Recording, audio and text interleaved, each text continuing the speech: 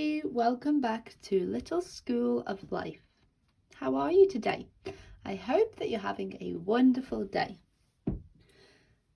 Today we're going to be reading this story, which is called The Squirrels Who Squabbled by Rachel Bright and Jim Field.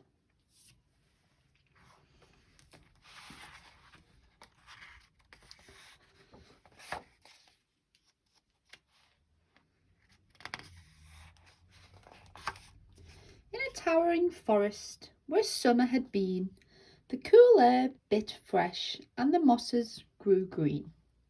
And as autumn edged in and the sky raged red, the sleepiest creatures got ready for bed.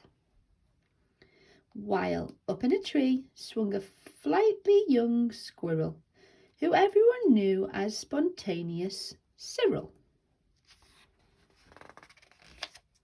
Now most foresty folk had seen to their needs through the plentiful months of mushrooms and seeds.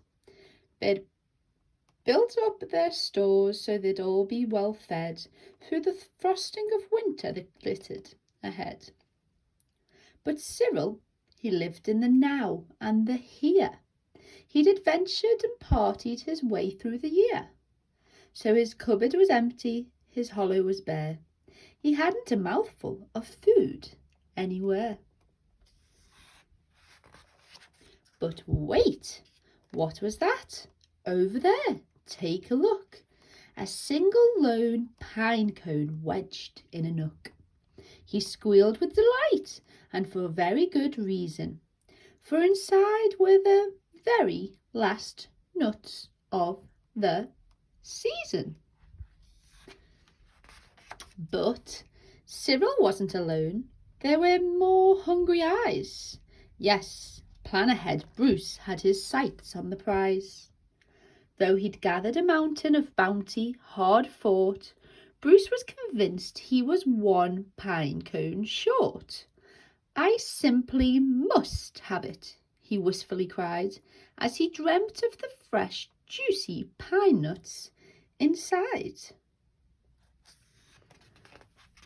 So as Cyril set off on his way to the ground, Bruce, he was also last pine cone bound. They sprinted and scurried with no time to gamble. They scratched at the bark in their scampering scramble. But their panic and haste shook the tips of the spruce, and the pine cone it trembled, and then it came loose.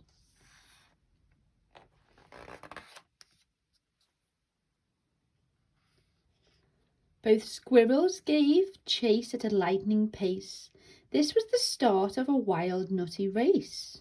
"It's mine," shouted Cyril. "No, mine," hollered Bruce. "You don't stand a chance. Give up, it's no use." "I'm hungry," cried Cyril. "This cone is not yours." "Stay back," shouted Bruce. "This cone's for my stores." It boinged over bushes and flew through the air. It binged on the nose of a slumbering bear. It bounced over boulders, then came to a stop, then teetered and wobbled and quivered and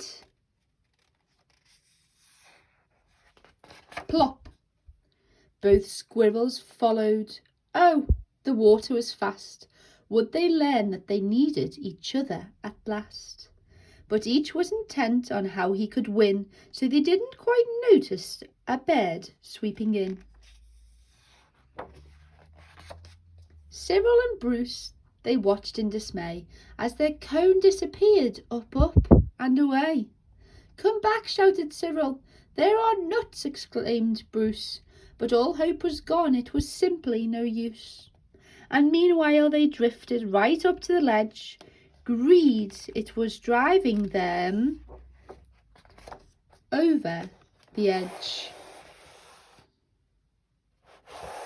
Cyril and Bruce, they had taken a fall. They were paying the price for wanting it all. They'd squandered their chances to team up and share. Would their nutty young hopes simply end in despair?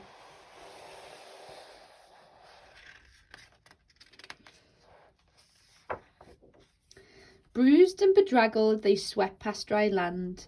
Cyril grabbed at a branch with a trembling hand. Catching Bruce with the other, he heaved and he huffed, and dragged him to safety with panting and puffs. They stared at the sky, quite lost in deep thought, until Bruce looked at Cyril and let out a snort. "How silly we are," he proclaimed, "all a jiggle." "How greedy I've been," spluttered Bruce with a giggle. "We shall change from today, may the squabbling cease. We should celebrate, seeing we're both in one piece." From that day and forward they made a great pair. They would gather together and found they could share. Yes, Cyril and Bruce, they knew in the end the best thing to share is a laugh with your friend.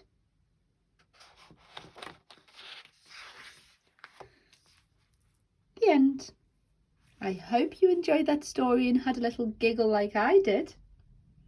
Until next time, bye for now.